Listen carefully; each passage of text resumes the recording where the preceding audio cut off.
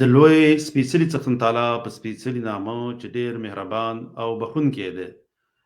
ټولو کتونکو، لیدونکو، اورېدونکو ته سلامونه. څوک چې په دې وخت کې موږ په ژوندۍ بڼه ګوري او که څوک بیا موږ وروسته ګوري، ټولو ته ډېر زیات سلامونه او درناوی. موضوع چې څنګه ما پاس کمینوان لیکلی دی، موضوع په هغې باندې به زموږ تبصره مې یوه لنډه غوندې ویډیو هم در سره شریکوم. دا یو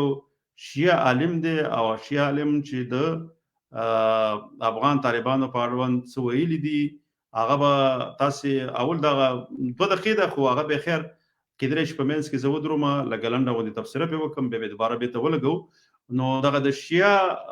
عالم دا خبرې درته سره ږدم چې هغه د طالبانو په اړوند څه وایي او بیا د دغه په اړوند څه وایي، د دې خپله د مشرف په اړوند. نو دا به زه دغه کومه نشر کم یا خبره بیا کوم دغه او بیا به پرې وروسته تبصره وکړو. هغه ملګرو چې سلامونه ویلي هغو ته زما وعلیک او ډېره مننه. ملګرو یو وخت کې به دا زموږ ویډیو چې ده فقط دا یو 2 خبره پکې دغه کومه، دا به تقریبا زموږ هره ویډیو تقریبا داسې 4 لکه خلکو به لیدله، 1.5 لک داسې به تله. بیا دا څه موده کېږي یو څه وخت نه دا فیسبوک څه مسله وه پکې دې هغه زموږ دغه باندې لږ شانته پابندي لګول، د ډېرو خلکو ته نه پرېږدي چې ډېر خلک یې وګوري. نو بیا هم دغه څوک چې ګوري ستاسو څخه یوه نړۍ مننه. نو ویډیو دا ده چې زه خبره کوم. इन्होंने जब शुरू मुल्ला उमर के ज़माने से जब पहला दौर था इनका, जब पहली हुकूमत बनाई इन्होंने, जो अमेरिका ने 9/11 को गिरा दी, उस हुकूमत में भी इन्होंने कुछ रिकॉर्ड कायम किए अपने। और सबसे बड़ा रिकॉर्ड इनका ये था कि बिन लादेन इनके पनाह में था और अमेरिका बिन लादेन इनसे मांग रहा था कि तुम बिन लादेन दे दो, हम आपको कुछ नहीं कहेंगे। इन्होंने नहीं दिया, बिन लादेन को दुश्मन के हवाले नहीं किया। बिन लादेन इनका अमीरुल मोमिनीन नहीं था, सिर्फ एक सपोर्टर था, इनका मददगार था, इनका हामी था, सऊदी बाशिंदा था। और अमेरिका ने इनकी हुकूमत ख़त्म कर दी, इनको नाकाबिल तलाफ़ी नुकसान पहुँचाया, लेकिन इन्होंने फिर भी मेहमान हवाले नहीं किया। ورونو دا د طالبانو په اړوند دا شیعه عالم وایي چې کله د طالبانو هغه اولنۍ دوره حکومت چې و په هغې کې وایي دغه چې و بن لادن دا چې وایي دیو خلیفه نه و، یعنې دیو امیر المؤمنین نه و، مګر بیا هم کله چې امریکایانو د دوی څخه د بن لادن غوښتنه وکړه، نو دوی ورته وویلې چې دا زموږ میلمه دی او موږ یې تاسو نه حواله کوو. تبصره به وروسته کوم، صرف اول ته ترجمه کوم، هغه زموږ وروڼه چې په اردو ژبه نه پوهېږي. اوس وګوره نورې واورئ چې د مشرف په اړوند همداسې بیا دوی څه نورې خبرې کړي، دغه واورئ، بیا به وروسته به زه تبصره وکړم. ये दुनिया में बड़ी मुनफरिद मिसाल है। उसके बदले में उसी ज़माने में परवेज़ मुशर्रफ पाकिस्तान में हाकिम था। 2001 में अफ़गानिस्तान में तालिबान हाकिम थे, पाकिस्तान में परवेज़ मुशर्रफ जर्नल कमांडो हाकिम था। मुल्ला को अमेरिका ने फ़ोन किया कि बिन लादेन हवाले कर दो, उन्होंने कहा नहीं हो सकता। कमांडो जर्नैल को फ़ोन किया, पाकिस्तान हमारे हवाले कर दो, उसने फ़ोन पर ही हवाले कर दिया। सारी दुनिया रोकती रही, पाकिस्तानी रोकते रहे, लेकिन इसने हवाले कर दिया पाकिस्तान। بیا دا وایي چې طالبانو خو دغه یو غیرت یې وکړو، خپل میلمه چې دی هغه امریکې ته په حواله نه کړو، بلکې حکومت ختم شو، خو هغه حواله نه کړو. بل طرف ته زموږ د پاکستان پنجابي کمانډو یو جرنیل و، هغې ته چې کله امریکې زنګ و او تلیفون یې ورته وکړو، هغې ټول پاکستان امریکې ته په حواله کړو. ټول پاکستان یې ورته په یو تلیفون باندې حواله کړو چې تاسو هر څه ووایئ، موږ بالکل تابعدار او ستاسو هره خبره به منو. بس دا باقي پاتې بیا لږ څه واورئ، بیا پرې زه خپله تبصره وکړم. सारा अमेरिका के हवाले कर दिया। ये कमांडो ताकतवर फौजी सदर पूरा ममलिकत का, उन्होंने नहीं किया। उन्होंने अपनी हुकूमत ख़त्म करवा दी, उनकी हुकूमत ख़त्म हो गई। फिर 20 साल उनके ख़िलाफ़ अमेरिका ने जंग लड़ी। वो सब किस चीज़ की नज़र हो गई? एक मेहमान नवाजी के, एक मेहमान नवाजी की नज़र सारा निज़ाम भी ख़राब कर दिया, बनी हुई हुकूमत ख़त्म हो गई, मुल्क सारा तबाह हो गया, तितर बितर हो गए। 20 साल इनको फिर बाद में जंग करना पड़ी। ها ورونو د دې ویډیو د خبرولو نه غرض زمونږ بل څه دی، بل څه مقصد هم دا دی چې اصلي مقصد چې اینا مشرف چې دی لکه دې سړي خو دا ویلې کنه چې هغه یو جرنیل او پنجابي هغه د خپل ټول پاکستان د ډالرو په مقابل کې دغه ته امریکای ته حواله کو او په خپل مسلمانانو باندې به د همدې درې اډو څخه چې پاکستان امریکای او ناتو ته ورکړي وي د دې څخه 50,000 پروازونه شوي دي او د افغانستان مختلف ولایتونه بمبار کړي دي، په دې کې ډېر افغانان وژلي دي. هغه ویل چې دا یو مشرف چې یو ډېر بزدله یو ډېر ویریدونکی انسانو، خو د دې په مقابل کې طالبانو د یو میلمه په خاطر باندې غیرت وکړو، میلمه امریکای ته حواله نه کړو او خپل غولنې د حکومت شو هغه د لاسه ورکړو د یو میلمه په مقابل کې. مګر بل طرف ته همدغه پنجابي چې کمانډو دی خپل خبره خو ته حواله ولکله، بلې د څه وکړي چې دغه ځای نه د خپل مسلمانانو ورونو سره غداري وکړه، په خپل ځمکه باندې په امریکای او ناتو ته اډې ورکړي او د ځینو به دا پروازونه کېدل او هغه افغانان مسلمانان به پکې وژل کېدل. طالبان خو هغه خو بس په خیس پکې کې دا ځنه خلاړ، خو ټول ضرر افغانانو ته ورسېدو او افغانستان ته ورسېدو. نو مقصد زمونږ دی کې دا و چې ځنې وخت کې زمونږ ځنې افغانان یا ځنې پښتانه دا فکر کوي چې دا خو صرف د یو مشرف هغه ته به وایي چې مشرف ته لکه وایي دا د مشرف فیصله وه، دا د پاکستان فیصله نه وه او دا چې کله فیصله کیږي یوازې یو مشرف فیصله نشو کولی، هغه د ټول دغه پنجابي آرمي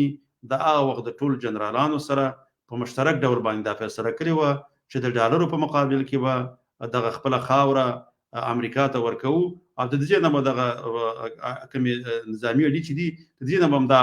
امریکایان به پاتېږي او افغانان به بمباري کوي. موږ ته د افغان مینه هیڅ معنا نه لري، موږ ته د یو مسلمان وینه معنا نه لري، موږ ته خپل ډالر معنا لري او موږ ته د پنجاب ګټې مهمې دي. دلته موږ سره کوم اسلامي جذبه شته او نه کوم اسلامي ورورولي. نو دوی دغه کار شو هم د لپاره وکړو. بل خواته طالبانو د یو مسلمان او د یو میلمه په خاطر باندې خپل هر څه قرباني کړو. دلته دغه دوه لکه د پنجابیانو او د پښتنو ایمان دغه ځای کې معلومیږي. نو ځکه زه همیشه دا وایم که چیرته پښتانه غواړي د پښتونخوا چې هلته اسلامي امارت دوی جوړ کړي، هغه د پنجابي د حاکمیت لاندې دوی هېڅکله نشي جوړولی، ځکه چې پنجابي دغه کوم آرمي چې ده دا سیکولر او غیر اسلامي آرمي ده، دوی مسلمانان خرڅولی شي بمباري کولی شي، خو د اسلامي نظام او دوی سره خپله یو قسم ویره لري او هغه هېڅکله نه پرېږدي، ځکه د انګریزانو جوړ کړی هم دې په خاطر باندې دی چې دلته باید همیشه د انګریز قانون وي او خپله دوی وایي چې یو د انګریز یا کفري قانون لاندې څوک فیصله کوي نو هغلته اسلام نشته دی. نو که تاسو غواړئ چې اسلامي خپله لکه څنګه چې د افغانستان دپاره اسلامي نظام خوښوو، زه د پښتونخوا هغه پښتنو ته وایم، نو دغه نظام په پاکستان کې په هغه وخت کې راتلی شي چې تاسو د پنجاب دغه کوم آرمي چې د دې کوم حاکمیت د دې په ضد باندې ودرېږئ او ځانونه ترې خلاص کړئ، که هغه پښتون وي که دغه که طالب وي که د پي ټي ایم والا که هر څوک وي، باید ټول د دې په مقابل کې ودرېږي او دغه د دوی حاکمیت ختم کړي. دغلته به یو اسلامي نظام هم راتلی شي او دغه کوم پنجاب دغه چې دی انګریز قانون دا هم تلی شي، ځکه د انګریز قانون د لاندې هلته دوی عدل خلکو ته نشي رسولی او ځکه پنجابیان هم دا غواړي چې همیشه دغلته طبقي لکه په هندوانو کې چې دی هغلته ټیټ ذاتونه او جګ ذاتونه وي، نو هغه ځکه ټیټ ذات ته بیا عدل او انصاف نه رسېږي، ځکه هلته چې ته کله دغه محکمو له ځې یا کور له ځې هلته قوي وکیلان چې ته نیسي هغه په ډېرو پیسو نیول کېږي، نو پیسې خو د هر غریب سره بیا نه وي چې هغه دغه وکیلان ونیسي. نو عدل هېڅ وخت کې هلته نشي راتلی تر څو پورې چې د انګریز قانون وي. که دغه قانون نه ځان خلاصوئ نو دغه تحریک پښتونخوا، زه خو ته تحریک پاکستان نه یم، ځکه چې یو خود دا کار دی چې موږ اخواته چې هر پښتوني زماله د یو قسم حیا را دي چې هغه ته پاکستاني ویم ځکه چې هغه ته پاکستاني ویم ځکه زه فکر کوم چې هغه ته غلام ویم زه چې کله دا غوي دغه جنډې ته د سیګورم لکه زه فکر کوم چې دا د پنجاب د حکومت جنډه ده او په پښتنو باندې د واکداري کوي نو ځکه هغه جنډې تم زما د غن راځي کنه د دنیا د ټولو جنډو ته باید انسان یا څوک د بیرغ وي څوک د توغ باید احترام وشي او دغه تنه کې پاپل ورځ باندې هغه کومه جنډه چې د هغه ځنه چې هغه کومې لارې راتلي یا هغه کوم غرغټ ټرکونه په هغه باندې هغه د پاکستان جنډې چې وي هغه طالبان راکته کړي هغه ځنی وخت ځنی طالبانو هغه او دغه صحیح کار کړي هغه راکته کړي ځکه چې ته یو پر بل هیواد ته نوځي نو ته دغه د پنجاب جنډه څنګه ته بل ملک راوړي او به دې باندې به ځکه هغه د مشرق سره ذبیح الله مجاهد مرکه کوله مجاهد سه بیرخي مرکی کړي خو دغه ځکه هغه ویل چې موږ هغه کسان چې د پاکستان جنډې توهین کړی دا ور توهین نو ځکه چې کله ستا د امارت جنډه په اسلام آباد کې آلته په یو مدرسه کې هغه ولګوله نو دغه پولیسان دغه پنجابي پولیسانو په ورغله او هغه مولوی تی ویل چې مولانا تی ویل چې دا جنډه چې دا بکته کې ځکه دا جنډه موږ نه منو په دغه جنډه کې څو ستا په جنډه کې خو د کلمه په کې لیکل شوی او سپین بیرو آلته هغه جګه کړي و ناغه څنګه راکته کړه هغه توهین نو او دغه د پنجاب جنډه چې د پنجاب د بالادستي او د حکومت سرګندونی کیږي یا سرګندېږي چې هغه دغه د حکومت هغه چې لري کیږي ته به چې هغه طالبان مونږ ول هغه طالبان چې د نیول شوی هغه باید ډیر زر تر زر خوشي شي او هغه باید وستایل شي ځکه چې هغه خدای صحیح کار کړی دی چې ته ستاسو جنډې ته ضرورت دی چې ته د خپل جنډې سره د افغانستان په خاور کې رانوځي سید د پښتونخوا خاورم دغه ټوله یو خاوره ده موږ هغه کې څه نه وي خو د مسله دغه ده چې دغه جنډه چې د پنجاب ده کته د پښتونستان د بیرغ سره راځي هغه بالکل صحیح دی ځکه ته د پښتونستان د زنده‌باد چې غوي بالکل صحیح ځکه لره او ټول پښتانه دي او موږ دغه هغه باید خپل موږ مسره پورته کوو خو زه او باید هر پښتون هر افغان باید د پاکستان د زنده‌باد چې غونوي هغه پښتونخوا کې دغه ځکه د پاکستان د زنده‌باد چې نه د دوی محکومیت او د پنجاب د حاکمیت هغه دغه تی راځي خو دوی په دې څه شي نه پیږي ځکه چې دوی ته لکه صحیح لکه چاو ته نه دی ورخودلی ځکه د خاطر باندې خو دوی د یو پنجابي په خاطر باندې خپل پښتون ورته کنځلې کوي دلته د دوی د پلرونو او د نیکونو نه د صحیح لارښوونه نه ده شوی چې ستا تاریخ څه دی ته یې څوک ته لکه ستا ژبه څه ده د ژبې اهمیت څه دی د ژبې ارزښت څه دی دا لارښوونې دوی ته نه دي شوي نو دغه لپاره خپل هغه مشرانو دې په کارو دې ته کار شوی بل په هغه پنځویو کې دوی ته د نصاب ښودل کېږي چې هغه د پنجاب د بالادستۍ دی او دوی په دوی باندې د سیمنل شوی دی لکه دا به بیتو مني لکه هغه په داسې انداز کې ورته ورښودل کېږي چې دا باید دغه پنجاب مشران مني او هغه بیتو مني نو خبرې خو ډېری دي او وګدیږم خو زه خیر ما سره ځکه په سټوډیو کې اساس هم دی دغه مرګرو چې سلام کړي دي خاص کر پښتون زلمی ورور ته ډیر زیات مننه زموږ د خوانم درته سلام دغه نورونه چې دي جاوید خوګیانه ورور دي نورونه دي ټول هر یو چې تر اوسه پورې سلام یا سرګندونی کړي هغه ټول ته ډیر سلامونه نو راساس یې خپل مایک واس کته څو خبرې وکړه به ان شاء الله تعالی زم لاندې خبرې کوم یو پروګرام تخکو زما د مایک واس کو صحیح شو مولانا زمانی صاحب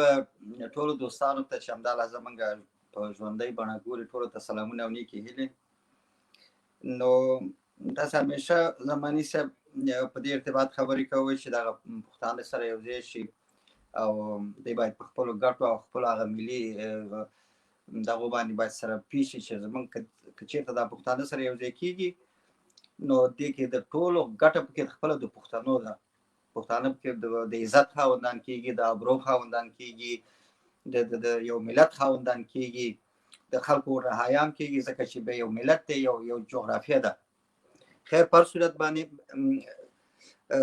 په دې اړه موږ همیشه خبرې کړې دي او بل راځو موږ د بیرغ خبرې ته زماني صاحب تاسو د ذبیح الله مجاهد دغه خبره وکړله چې دغه د پاکستان د بیرغ چې چا راکوز کړی دی چې دی باید ونیول شي ځکه دا د ذبیح الله مجاهد کار نه دی او نه د کوم بل او نه د کوم پخواني دولتونو کار دی دا د ملت کار دی دغه احساسات د ملت احساسات کنټرولول دا د سیاسونو حق نه دی ځکه دا ملت په دې پیږي چې دغه ملک موږ سره څه کړي دي دغه پنجاب موږ سره څه کړي دي تر اوسه پورې دغه 40 کاله دا زمونږ وژنې په مختلفو شکلونو باندې کله کې یو دولت کې ګوتې وهه کله بل کې ګوتې وهه کله پسې عربان راوله کله نور راوله تر اوسه پورې دغه ځکه دا ملت په دې باندې پیږي دا ملت اوس رایښ شوی دی پیږي چې دغه جنډه د دغه ځای د ورباندې بدله کېږي هلته خو ورباندې زور نه رسېږي خو چې دغه خپله خاورې تېره څوک رانه باسي نو خو دا خو که هر څوک یې په یو بده ورباندې لګېږي صحیح ده دا به د دې په خاطر نه راغلي چې کوم ته دغه وکړي خو ولې دا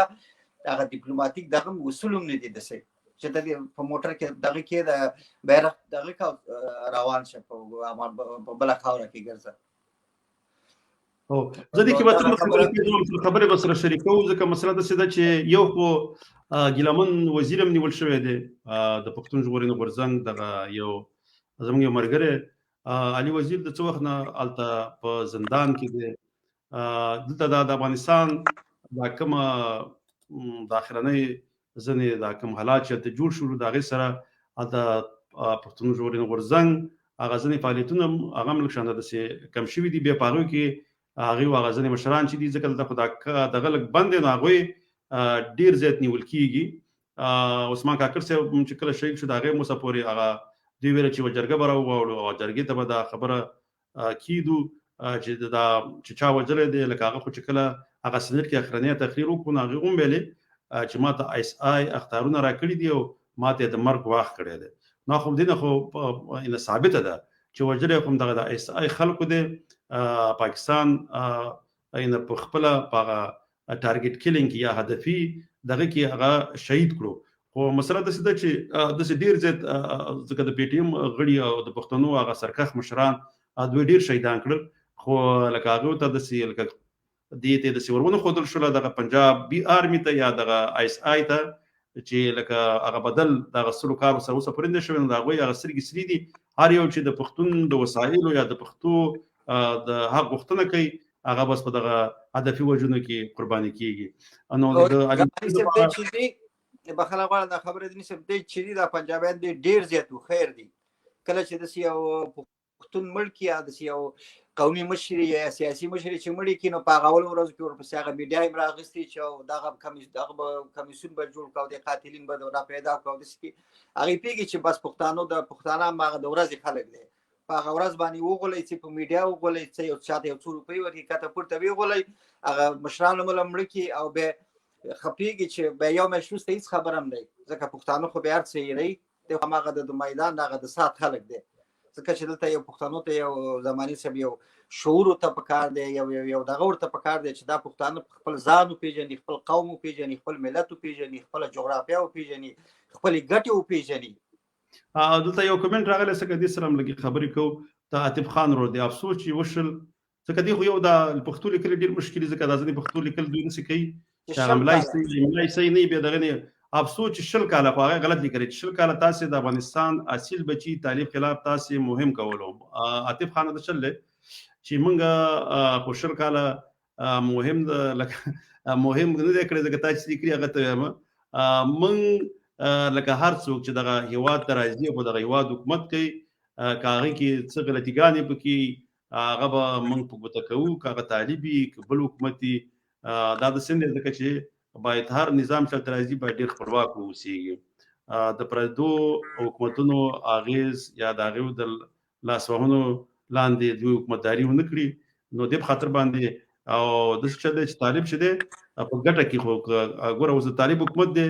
زه همیشه دا خبره کوم ګټې یوازې طالب ته رسېږي خو که خدای ناخواسته یو ځل دوی دغه ځای نه بیا شکست وخوري یا پردي هېوادونه راشي او دوی دغه حکومت دلته ختم کړي الله دې اول داسې نه کوي بیا په دې کې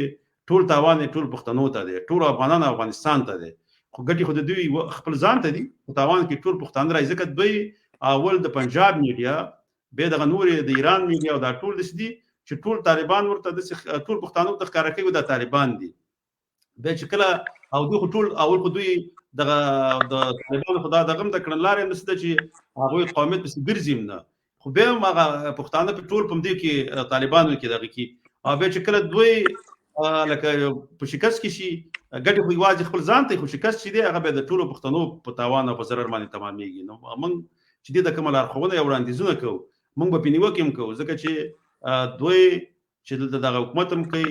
د پښتون په زور باندې کوي که دوی هر څومره ووایي چې موږ سره قومیت مهم نه دی خو دا خو دوی وایي که دوی سره پښتانه ونه درېږي. اوس وګوره دا څومره چې پښتانه لیکوالان دي، عالمان دي، په هر ځای کې د دوی څخه دفاع کوي، دوی ته وړاندیزونه کوي، دوی نړیوالو ته وایي چې دوی ومنئ، په رسمیت یې وپېژنئ. هغه دې په خاطر باندې کوي چې یو خو دوی مسلمانان دي، بل سره پښتانه دي. که چېرته دوی کې دا کار نه وي نو پښتون ته څه ضرورت چې خپل دومره وخت په دې باندې ضایع کوو. خو د چله چې تاسو اصلا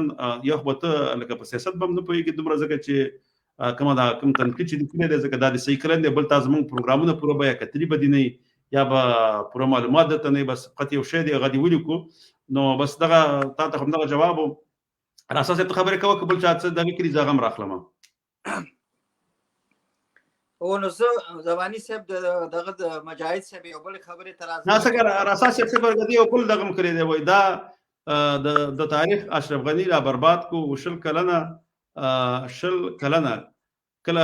غلامي وکړه د چلې وروره ته به دغه نم خبر نه چې کله طالبانو شکست وخورو په اوله کې چراغ هغه کرزي تقریبا 12 کال حکومت وکړو. اشرف غني روسته راغی 12 کال.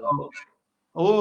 نه خو دا نن ما دغه تقریبا ما 12 راځي ډیر نه راځي. هغه حکومت هغه کله دی هغه چې دی لکه هغه کې اشرف غني نو. اشرف غني خو چې کله روسته راغی سید ابزد موږ څه دیو که اشرف غني مو یا کرزي مو هغه د بل چا په زور باندې راغلی. خو هغه طالبانو که چیرته مقاومت کړی او کله کو درېدلی وي خو هغه وطن خوشی کو نو هغه راغله. که وطن خوشی کړی نه وي په وخت کې خو لکه وس نور بر نشو دوی لاړ هغه راغله. هغه د چا په زور باندې راغلی او ورڅو چاته په افغانستان کې ځکه کدس ګور هغه خوځښتونه چې خپل د افغانستان نه پورته شوی دي هغه صرف یو میرویس نیکو چې خپل د داخل نه پورته شو، خپل افغانان ورسره ودرېدل او هغه خپل خپلواکي د ګورګین نه ترلاسه کړه. دا هغه تاریخ شو، هغه د تاریخ. دا نور چې کله هر یو راغلی دی دا د بل چا په وګو باندې راغلی دی او به هلته حکومتونه کوي ځکه دوی په خپل د افغانستان ملت نه دی راوستي. نو کاش کې د سوي چې دوی د ملت په زور باندې راتله نو بیا خو ډیره خوازل طالبان یوازې نه خیم د هر یو د کرزي او اشرف غني یا د هغه نه مخکې مجاهدین او هغه نه مخکې دغه بل نظام چې لکه خلقین او پرچمین دا ټول چې دی دیو لکه د یو چا ورسره بمرسته او به براتله. خزه دي کې زه لکه د سات دوه کومنټ ته ما جواب درکو بس راسا صاحب خپل خبرو ته دوام ورکړه. او نو زه دغه خبرو لازم د مجاهد صاحب خبرو ته نه د طاقت پختنه طاقت جمکې د پختنه کوي چې دغه د تیر حکومت دغه ملي بیرغ شو دغه درې رنګه چې دا بیرغ به څنګه شي چې کې د شي چې د عام د اساسي د تنظیم یا د تحریک د بیرغ سره یو ځای شي کوم مشکل خو باندې هغه وایي چې نه دا بیرغ خو هیڅ معنا نه لري او دا خو په دې ټولو ملکونو کې دا بیرغ پر شلو کالو کې بدلیږي او را بدلیږي. زه زبی الله مجاهد صاحب ته وایم چې داسې نه ده چې تاسو وایئ چې په نورو ملکونو کې د هیڅ شک نشته. په افغانستان کې کله چې هغه د انقلاب شوی دی خلقیانو خپل بیرغ راوستو چې بیا په مرور د زمان سره هغه دې ته مجبور شول چې هماغه د خپل د شاهي د وخت یا د داود خان د وخت بیرغ بیرته راولي او بعد دغه چې مجاهدین راغلي دي که شورای نظام راغله د خپل بیرغ سره راغلي ده که اوس طالبان که تاسو کدی مخکې راغلي هم د خپل بیرغ سره راغلي دغه فقط دغه څو شلو کالو کې په افغانستان کې بیرغ صحیح تبدیل شوی دی. ولې مجاهد صاحب د ماته په دنیا کې یو ملک راوخی چې د هغې بیرغ کم تر کمه د 50 کال نه اقامه دغه یعنې کمه داسې نشته دی. دغه هېڅ شک نشته دی کله چې شوروي آزاد شو هغه ملکونه چې نوي آزاد شولو هغه دغه امپراتورۍ نه ووتل د خارج شولو دغه ملکونه خپلواکه شول هغه خپل بیرغ یې هغه خپل بیرغونه هغه تاریخ چې سړی مطالعه کوي هغه خپل بیرغ یې هغه د پخواني د خپل هغه د ملي بیرغ چې کله د دې پخوا خلکو چې کړی په دغه منطقه کې هغه بیرغ اصلا داسې مسله ده ځکه دا اصلا زموږ د افغانستان دا تاریخ دی. ځکه ګوره رباني راغی سره د خپل بیرغ د خپل ملي سرود سرود په فارسي کو خو مګر هیڅ چا هغه ونه کو د څه د چې هر څوک په قدرت کې راځي د هغې چې هر څه کوي هغه لکه ټول ملتو ته جواز ورکوي لکه څه غږ پې نه کوي. لکه دا یوازې دا خبره خو صحیح ده چې په افغانستان کې چې هر ګوند راغلی دی خپل ځان سره خپل بیرغ راوړی دی ځکه چې هغه داسې نه کړي چې د افغانستان یو ملي بیرغ ته احترام یې کړی وي ځکه چې هر یو راغلی دی نو بیرغونه یې بدل کړي. خو داسې مسله ده اول د پاکستان چې جوړ شوی دی وخت نه دغه یو بیرغ دی هغه هېڅ نه بدلېږي. لکه د هر هیواد یو بیرغ چې او هغه کله جوړ شي هغه د هر هیواد خپل بیرغ هغه به د ټول ملت بیرغ هغه کې څوک ګوتې نه وي. دا چې ګوندونه راځي هغه خپل بیرغ صحیح د خپل ګوند خپل بیرغ لري خو هغه چې راځي هغه داسې نه کوي چې هغه د ملي بیرغ د ملت بیرغ راکته کې خپل بیرغ نه اخلي خپل بیرغ ودرې. حضرت بارک خبرې نه کوو ځکه وخت دا ګوره زماني صاحب دا د دیو سیاسي بیرغ دی. سیاسي بیرغ په دې معنی چې دا د دیو خپل تحریک بیرغ دی، په خپل اساس او بنیاد کې هم دا بیرغ جوړ شوی دی. هغه خپل خلکو او هغه خپل اعضاء ته د دیو بیرغ محترم دی. سید زمو ته احترام لرم، د دیو بیرغ دی دغه دی. ولې دا خو زه خو د دې د بیرغ لاندې یعنی زه خو د دې حق لرم چې زه د دې په دې باندې دغه وکم چې وروره نه دا زما بیرغ نه دی، دا ستا د تحریک بیرغ دی، ستا د حزب بیرغ دی. دلته دا یو ملت دی، دا باید یو ملي بیرغ لري او لرو. مسله داسې ده لکه دغه د بیرغ د دې باندې نور دغه نه کوو ځکه دا داسې چل دی چې دا په هغه صورت کې کېدلی شي چې یو ملي بیرغ د یو لوی جرګې د خوا نه هغه یو دفعه ومنلی شي او بیا د هغه د ټول وخت دپاره دی بیرغ هغه د بیا نه بدلېږي. هلته دې ورسره ولیکي دا بیرغ دا د ملت بیرغ شو، دې کې نور بدلون نه دی پکار. ځکه دا خو دغه طریقه هم داسې روانه ده ځکه چې هر څوک راغلی خپل بیرغ راوړی دی هلته یې لګولی دی هغې ته بیا ملي بیرغ وایي. ځکه دې پسې دې باندې ډېر بحث نه کوو. مسله داسې دلته یو چا یو سوال کړی دی په دې باندې باید یوه دقیقه به پنځه خبرې وکړم بیا تاسو دغه وکړئ. د جاوید خوږیاني ورور سوال کړی دی، وایي سلامونه زماني صاحب، پوښتنه دا ده چې تر ننه پورې د اسلامي امارات مشران سربیره د دومره ظلمونو هم پاکستان سره ځي اړیکې غوښتل غواړي، آیا دا څه وجه کیدی شي؟ مننه. نو وجه خو داسې دی چې شاته ډېرې وجې دي او ځکه موږ نن خبرې کړي انشاءالله تعالی دا ډېر قوي سوال دی، دې باندې به بیا بله ورځ مکملې مفصلې خبرې وکړو. خو مسله داسې ده چې ځکه اوس طالبان چې دي لکه مخکې ما په دې باندې خبرې کړي ځکه چې لکه یو څوک یو ګوند یا یو حزب سپورټ کوي یا یو پارټي سپورټ کوي، نو چې کله به لکه اوس دا څه موده کېږي ځکه دلته یو بله ماخذه انشاءالله تعالی په دې باندې بیا خبرې کوو. ځکه اوس وګوره عمران خان همدا یو غږ کوي طالبان باید هم شموله یا هم ګډونه حکومت راولي یا ټول ګډونه حکومت راولي. زه لکه دې کې خپله موږ حیران پاتې یو چې ته څنګه ټول ګډونه وې؟ لکه دا غواړي چې خپل ایجنټان په دغه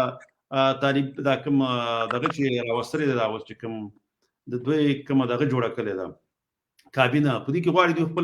خپل خلک پکې ورګډ کړي. مقصد یې څه دی؟ لکه بل که دغه هم داسې وایي لکه دا تاجکستان هم ډېر زور لګولی چې هغه هم دا خبره ډېر په دې ډېر فشار راوړي چې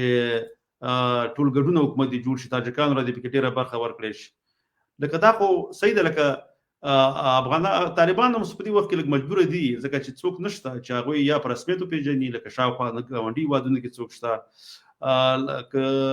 اوس لږه ګزاره ونه کړي لارې هم پرې بندېږي او شاته نور ډېر علتونه دي، خو په هغې باندې اوس مفصلې خبرې نه کوو. هغه اصلي خبرې به بیا په انشاءالله تعالی کوم بل وخت کې وکړو. نو مخکې خو ما ویلې چې د طالبانو په کامیابۍ کې ګټې یوازې د طالبانو دي، خو په نقصان کې به ګټې او تاوان یې ټول افغانانو ته، افغانستان ته، خاص کر پښتنو ته رسېږي. نو غزني شان به ویل په کار نه دي، خو انشاءالله تعالی بیا بله ورځ به خبرې وکړو. راسا صاحب ځکه دا پروګرام تقریبا 30 دقیقې وشرې که لنډ څه ویل غواړي هغه درسره ویې نو پروګرام بندوو. نه زه بس ډېرې خبرې نه لرم، خو فقط دغه اخر کې مې یوه خبره کوله چې هغه د بیرغ مسله باید او دغه بعضې ملي مسایل چې دي هغه قانون شرع په افغانستان کې هغه یو لوی جرګې تصویب کړی دی او قانوني شکل باندې، او چې تر څو چې دغه قانون موجود دی تر هغه وخته پورې چې تر څو بل قانون یا بله لویه جرګه جوړېږي نو دغه هر څه په ځای پاتې کېږي. دا د دنیا اصول او دغه دنیا دغه هم چې اوس وایي ملل متحد چې وایي دا خارجیان هم چې وایي چې موږ ژمنې است ګورو، ځکه چې حتما دې سره دا خبره ویل شوې ده چې موږ دغه سره مسایلو دغو سره موږ ژمن پاتې کېږو. نو دلته ډېرې زیاتې مسلې دي، زه انشاءالله به سبا شپه به ورباندې خبرې کوو.